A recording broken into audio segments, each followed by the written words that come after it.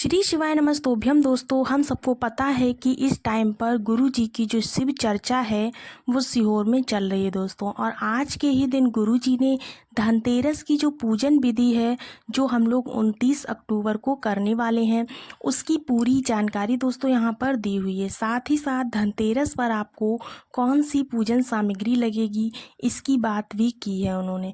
बहुत ज़्यादा लोग परेशान होंगे अमरवेल के टुकड़े को लेकर, तो हम लोग इस वीडियो में यह भी बात करेंगे कि अगर आपको अमरवेल का टुकड़ा नहीं मिलता है दोस्तों तो आपको क्या करना है, ठीक है ना। तो पूरी वीडियो को बहुत ही ध्यान से सुनिएगा। सबसे पहला काम आपको क्या करना है कि आपको एक कॉपी लेनी है और एक पेन लेना है।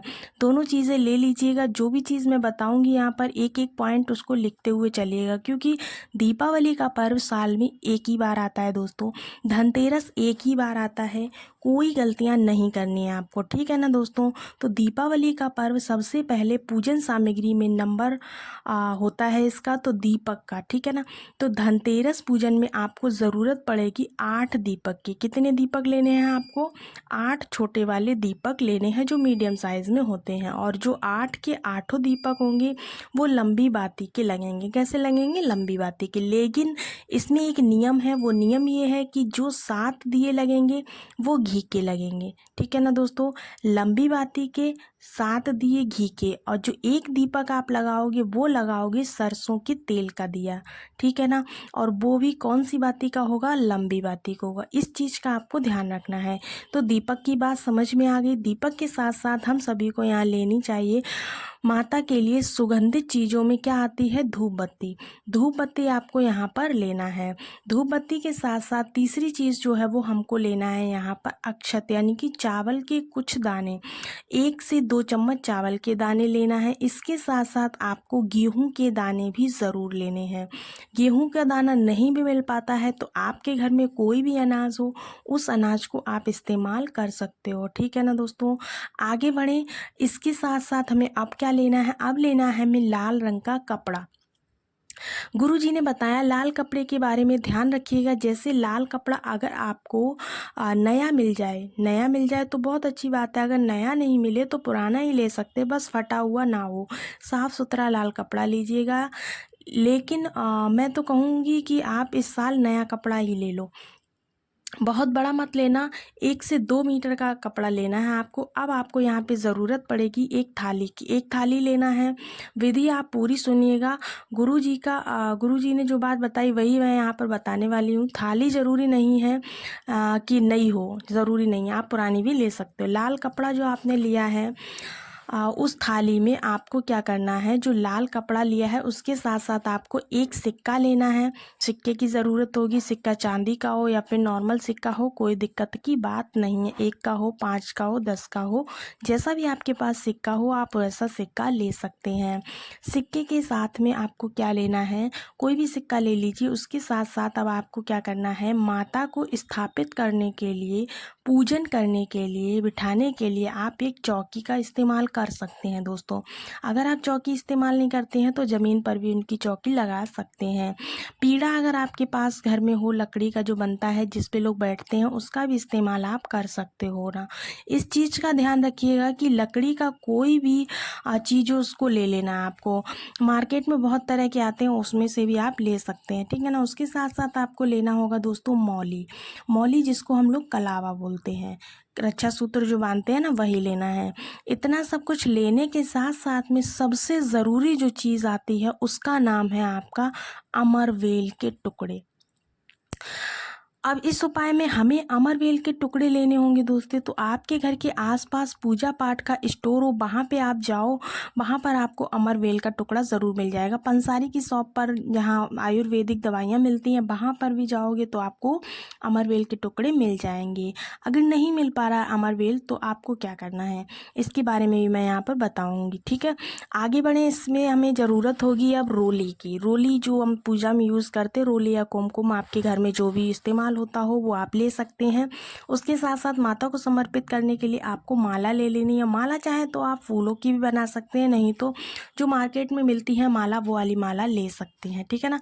देवी माता को दोनों में से कोई भी माला आप समर्पित कर सकते हैं। भगवान गणेश को भी आपको माला समर्पित करनी है। सबसे पहला पूजन जो है वो गणेश जी का ही होगा, ठीक है ना। वैसे आप फूलों की माला बनाएं, बहुत अच्छी बात है, ठीक है। उसके बाद आपको लेना है एक कमलगट्टा। गुरुजी ने बताया है कि कमलगट्टा तो 5-10 कमलगट्टा रख सकते हो। अगर कमलगट्टे की माला मिल जाए तब तो सोने पे सुहागा का काम करेगा। इसके साथ साथ आपको लेनी है हल्दी। क्या लेना है? हल्दी लेनी है। धनतेरस के दिन हल्दी का प्रयोग ना हो ये तो हो ही नहीं सकता है, तो आपको हल्दी ज़रूर लेनी है दोस्तों। हल्दी लेने के बाद थोड़ी सी हल्दी पिसी हुई ले लें, अगर पिसी हुई मिल जाए तो अच्छी बात है, नहीं तो आप गांठ भी रख सकते हैं। इसके साथ साथ आपको लेना होगा गुड़। गुड़ के टुकड़े लेने होंगे। जो आपको कुछ आपको लेने होंगे खड़ा वाला जो धनिया होता है ना, धनिया वो लेना है। खड़े धनिया को इतनी सारी चीज़ें आप ले लें। भगवान को देवी माता का भोग लगाने के लिए आपको मिठाई के रूप में मिश्री का प्रयोग ज़रूर करना है। मिश्री रख लीजिएगा। अब मुझे उम्मीद है कि इतनी सारी चीज़ें आप लोगे तो अपनी कॉपी में पेन से आपने ज़रूर नोट किया होगा। नोट करने के बाद अब आपको क्या करना है, अब बात करते हैं इस उपाय की। देखो, उपाय क्या कर कैसे सकते हो, पूरी पूजन विधि आपको मार्केट से धनतेरस के दिन क्या लेके आना है। देखिए, देवी माता की मूर्ति, भगवान गणेश लक्ष्मी आपके घर में पहले से है तो अच्छी बात है, नहीं है तो आप मार्केट से लेकर आ सकते हैं इस दिन। पुरानी मूर्तियां हो वो भी आप रख सकते हो, कोई दिक्कत वाली बात नहीं है। नई लाना चाहते हैं तो आप नई भी ला सकते हैं, कोई दिक्कत की बात नहीं है। ऐसा नहीं है पुराने भगवान जी है तो उनका पूजन नहीं करेंगे आपके घर में।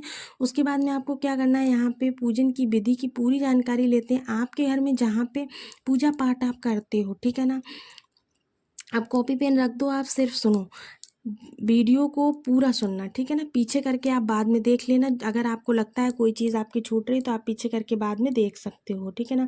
सिर्फ आपको अभी सुनना। आपके घर में जहाँ पे पूजा पाठ होता है वहाँ पे जाना है। अगर आपके घर में फर्श है तो फर्श पर मार्बल वगैरह लगा हुआ है तो क्या करोगी, तो आपको गंगा जल को हल्का सा लेना है, उससे छींटे मार लेने हैं, जिससे आपका फर्श जो है एकदम शुद्ध हो जाएगा। उसके बाद दोस्तों आपको क्या करना है, पानी से ही हाथ फेर कर लेपन कर देना। अगर कच्चा घर है तो आप गोबर से भी लेपन कर सकते हो। इस तरह से आपको लेपन कर लेना है। यहाँ पे लेपन करने के बाद आप क्या करेंगे, लेपन कर लेने के बाद में अब आपको यहाँ पर एकदम शुद्ध और साफ़ सुथरी जगह हो गई है। उस जगह पर अब आपको पूजा की सारी चीज़ें यहाँ पर विराजमान करनी है। कैसे करनी है इसके बारे में हम यहाँ पर बात कर लेते हैं दोस्तों। इससे पहले दोस्तों आपको यहाँ पर हल्दी और आटे की सहायता से आपको एक चौक बना लेना है। जो चौक हम भगवान जी के लिए बनाते हैं उस तरह का सिंपल सा चौक बना लीजिए। अगर चौक नहीं बना पाते हैं तो आप स्वास्तिक का निर्माण कर सकते हैं। स्वास्तिक का निर्माण कर लीजिए। उसके बाद में क्या करना है, उसके बाद में आपको दोस्तों जो आपने थाली ली हुई है, जो हमने यहाँ पर थाली बताई थी पूज्य गुरुदेव के द्वारा बताई गई, उस थाली को लेना। उस थाली में आपको रोली की हेल्प से स्वास्तिक का निर्माण कर लेना है। थाली में जैसे रोली से स्वास्तिक का निर्माण करते हैं ना, ठीक उसी तरह से आपको स्वास्तिक का निर्माण कर लेना है। श्री शिवाय नमस्तुभ्यम बोलते हुए या फिर कुबेर भंडारी का नाम लेते हुए आपको इस पर अच्छे से स्वास्तिक बना लेना है। स्वास्तिक बनाने के बाद दोस्तों आपको क्या करना है, देवी माता के सामने आपको थाली रख लेनी है। माता लक्ष्मी की मूर्ति आपको उस जो आपने लिपी हुई जगह है वहाँ पर आपको विराजमान करनी है। उसके बाद में उस थाली में आपने जो स्वास्तिक बनाया है उसमें आपको क्या करना है, जो कमलगट्टे हैं, अमरवेल के टुकड़े हैं, मतलब आपको जितनी भी सामग्री अभी आपको बताएगी सारी की सारी सामग्री आपको इस थाली के अंदर विराजमान कर लेना है। अगर हम यहाँ पर एक एक करके बताएंगे तो बहुत लंबा हो जाएगा वीडियो, इसलिए हम बता रहे हैं कि यहाँ पर सारी सामग्री आपको रख लेनी है। उसके साथ में आपको एक घी का दीपक जलता हुआ ज़रूर रखना है। घी का दीपक पूजा करने के समय ही आपको जलाकर रख लेना है दोस्तों। इसके बाद में दोस्तों जो माता लक्ष्मी आपने विराजमान की है उनके राइट साइड, अपने राइट साइड नहीं, माता लक्ष्मी के राइट साइड में आपको जो 7 आपने घी के दिए लिए हैं उन घी के दिए को रख के आपको जला देना है, ठीक है ना। उसके बाद में आपको क्या करना है, प्लेट में आपको जो एक दीपक जल रहा है उसको वैसे ही जलने देना है। थाली में जो जल रहा है, जो आपने सरसों के तेल का दिया लिया होगा उस दिए को माता लक्ष्मी के लेफ्ट साइड में यानी कि बाएं हाथ की तरफ जलाओगे। दाएं हाथ की तरफ 7 घी के दिए और बाएं हाथ की तरफ तेल वाला दिया जलाओगे। आपको गुरुजी ने बताया यहाँ पर वैसे ही बिल्कुल बता रहे हैं। देखिएगा अभी तक करते क्या चले आ रहे थे, पूजन करेंगे। एक चीज़ मैं बताना भूल गई, जो थाली है ना उस पर आपको स्वास्तिक पहले से ही बना के रख लेना है। पहले से भी रख सकते हो, कोई दिक्कत वाली बात नहीं है दोस्तों, ठीक है ना। आपके पास रोली या कुमकुम हो उससे आप निर्माण करके सारी चीज़ों को उसमें विराजमान कर सकते हैं। इस तरह से आपको अपने घर में धनतेरस के दिन पूजन करना है दोस्तों। धनवंतरी भगवान के आगमन के लिए विनती करनी है उनसे कि हे धनवंतरी भगवान हमारे घर में विराजमान हो।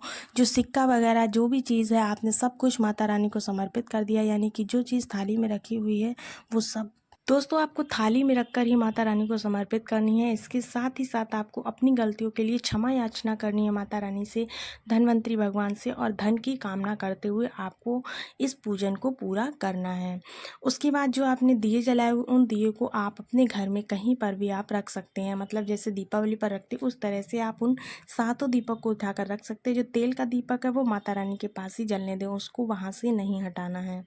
तो उम्मीद है दोस्तों आज की वीडियो कैसी लगी कमेंट्स में ज़रूर बताइएगा। मिलते हैं अगले वीडियो में, तब तक के लिए श्री शिवाय नमस्तुभ्यम, हर हर महादेव।